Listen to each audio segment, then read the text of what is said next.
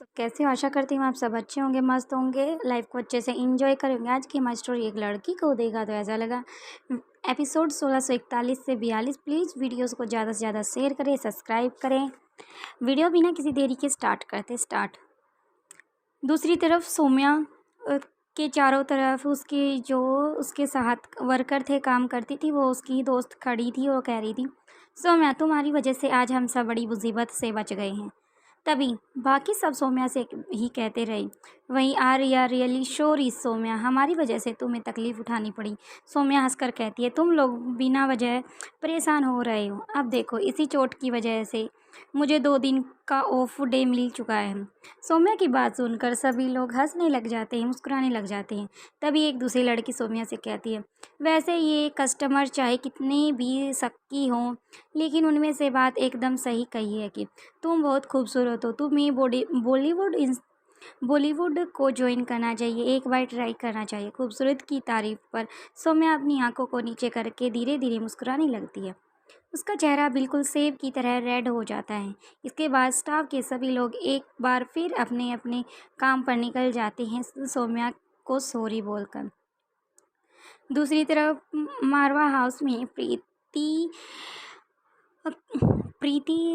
Patient का checkup कर रही थी। तभी वो देखती है विशु की हालत काफ़ी अच्छी है, वो क्योंकि पहले से काफ़ी मुकाबले में अच्छी है। तभी वो उसको ऑब्जर्वेशन करके, उसका एग्जामिनेशन करके दूसरे पेशेंट के पास जाती है। वह देखती है उसकी हालत काफ़ी सुधार आ चुका है। प्रीति उससे बात करना शुरू करती है, अब तुम्हारी तबीयत कैसी है? पेशेंट जवाब देती है, लेकिन बहुत ही धीमी आवाज़ में, ठीक हूँ। अब प्रीति उसके शरीर के साथ जुड़ी हुई सभी मशीनों को, उसकी शरीर प्रक्रियाओं का आकलन करना शुरू कर देती है। बारी बारी से सभी प्रक्रियाओं को अच्छी तरह जांच लेने के बाद, पूरी तरह से तसल्ली कर लेने के बाद, वह पेशेंट पूरी तरह खतरे से बाहर है और अब उसकी हालत पहले से काफ़ी सुधार हो चुका है। प्रीति राहत की सांस लेती है। अब प्रीति उससे बातचीत करने का निर्णय कर लेती है। प्रीति कहती है, क्या तुम्हें पता है कि तुम इस वक्त कहाँ पर हो? पेशेंट जवाब देते हैं, नहीं जानते हम कहाँ पर हैं। तभी प्रीति कहती है, अक्की तुम देखो कहाँ हो। तभी वो पेशेंट बोलती है, अक्की हम हॉस्पिटल में ही हैं। प्रीति मुस्कुराकर जवाब देती है, नहीं बिल्कुल भी नहीं, तुम अस्पताल में ना होकर तुम रोहित मारवा की कैद में हो। प्रीति की इतनी बात सुनकर वो औरत काफ़ी घबरा जाती है। जैसे उसको दमयंती का डर था, वैसे ही अब उसे रोहित मारवा से डर लग रहा था। तभी आगे प्रीति कहती है, बात सुनो। पेशेंट घबराने लगती है, डर के चेहरे उसके फेस पर हाव भाव उसके चेंज होने लग जाते हैं। तभी प्रीति कहती है, डरने की कोई ज़रूरत नहीं है, हम तुम्हें कुछ नहीं करेंगे। करना होता तो हम पहले ही तुम्हें मौत के घाट उतार देते, तुम्हारे लिए जो तुम्हें बचाने की कोशिश बिल्कुल भी नहीं करते। तभी आगे कहना स्टार्ट करती है, लेकिन बदले में तुम्हें हमारी मदद करनी होगी। पेशेंट को देखकर यह आसानी से बताया जा सकता था कि वह किसी भी चीज़ के लिए इनकार करने की स्थिति में नहीं है। सिर्फ उसे अपनी ज़िंदगी से प्यार था, बल्कि किसी तरह फिजिकल टॉर्चर सहन करने की उसमें क्षमता ही नहीं थी। जो मैंने प्रीति आगे कहती है, बोलो क्या तुम हमें कोऑपरेट करोगी? तभी यानी पेशेंट कहती बदले है, में दीदी उसका धीमी रिजल्ट आ आवाज चुका में है, आप प्रीति देख को सकती जवाब हैं। देती है, मैंने उसकी मैं जो अपनी भी तरफ रिपोर्ट्स से वगैरह थी आपको मैंने वो पूरा रेडी कर कोऑपरेशन दी गई करूंगी, हैं।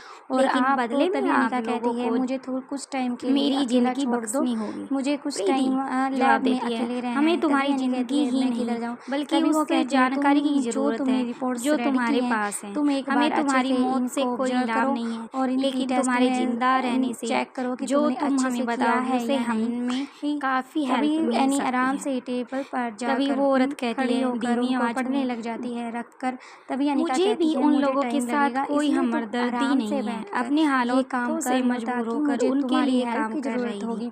तो एक मैं बार तुम्हारी उनके जंगल में हेल्प फंस जाने ले के सकती बाद बाहर हूँ। निकलने तभी का एनी कोई कहती है, ठीक रास्ता है दीदी। नहीं है। इसलिए इसके एनी बाद जाकर प्रीति कमरे चेयर से पर बाहर अपने निकल पैर जाती है, अच्छे से करके उसे आराम कहकर से तुम अभी बैठकर रेस्ट करो, मैं उन तुम्हें रिपोर्ट्स इससे को थोड़ी देर पढ़ने बाद मिलती हूँ। लग गई। तभी वो अनिका सीधा अपने कौटिल्य काम के में इतनी रूम व्यस्त में थी, जाती उसको है और पता कौटिल्य नहीं का चला दरबार से कि दरवाजा 1 के 2 घंटे और 2 टोक के 3 टैप कब हो टैप गए। करती है।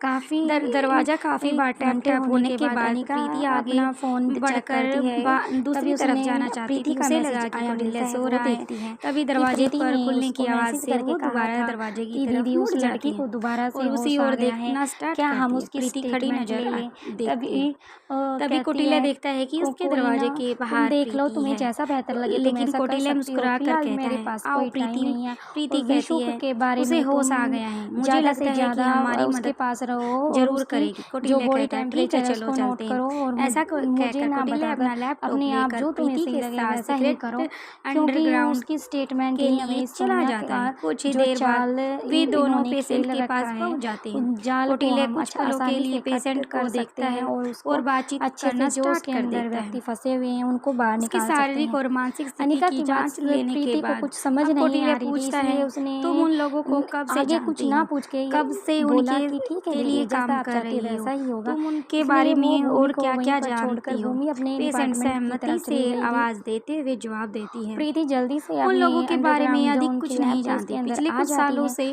वहाँ पर वो मैं विशु उनके के पास लिए जाती है, क्योंकि एक कल छोटे विशु मोटे काम की करती रही स्टेटमेंट हूँ। ले रहे थे तो कौटिल्य विशु आगे ने कुछ पूछता है, तुम रहती स्केच कहाँ हो, बनवाने के लिए वह बोल रहे थे, लेकिन तुम्हें वो अभी कांटेक्ट कैसे काम नहीं करते हैं। हुआ था और पेशेंट अब जवाब उसको देती है, होश भी आ नहीं गया था। जानती कि जल्दी से हो वह जाती जगह है भूमि कहाँ के है, पास, कुछ यहाँ कॉल है करती है, भी या लेकिन नहीं भूमि है। अभी ये पता ही लगाना गई थी, मेरे इसलिए लिए कोई उसने बड़ी बात फोन नहीं नहीं है, उठाया। लेकिन ऐसा करने तो की सजा प्रीति मौत काफी है। मैं सिर्फ इतना स्ट्रेस बता हो सकती जाती हूँ, है, मैं उन दोबारा से लोगों के कोटिल के साथ पास उन फोन लोगों करती है, की लेकिन खुफिया कोटिल भी जगह फोन पर नहीं रहती थी, उठाता। क्योंकि तो मैं इस दुनिया तभी पे उसको एकदम अनिका का ख्याल अकेली हूँ। आता है, लेकिन इसलिए वो मेरा प्रीति पता अनिका के लगाने पास की कॉल कोशिश करके करने वाला अनिका कोई को भी नहीं है। परेशान नहीं करना इसलिए चाहती मैंने थी, भी इसलिए वो कभी वहां से चुपचाप निकलने की उससे कोशिश कुछ ही नहीं की। आराम से बातें मुझे करने मेरे लग काम जाती की है, अच्छी ताकि कीमत वो अच्छे मिलती से है अपना और इसके जो बदले में माइंड है मुझे अच्छे उनके से साथ वफादारी रिकवर होने के करता अलावा चला जाए 10 और सालों उसकी तक जो रहना था। इन्फॉर्मेशन है मेरे वो लिए अच्छे ये से उसको सौदा एक बता अच्छा सकें। सौदा था।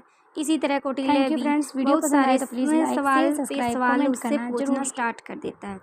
वह एक एक करके जवाब देती चली जाती है।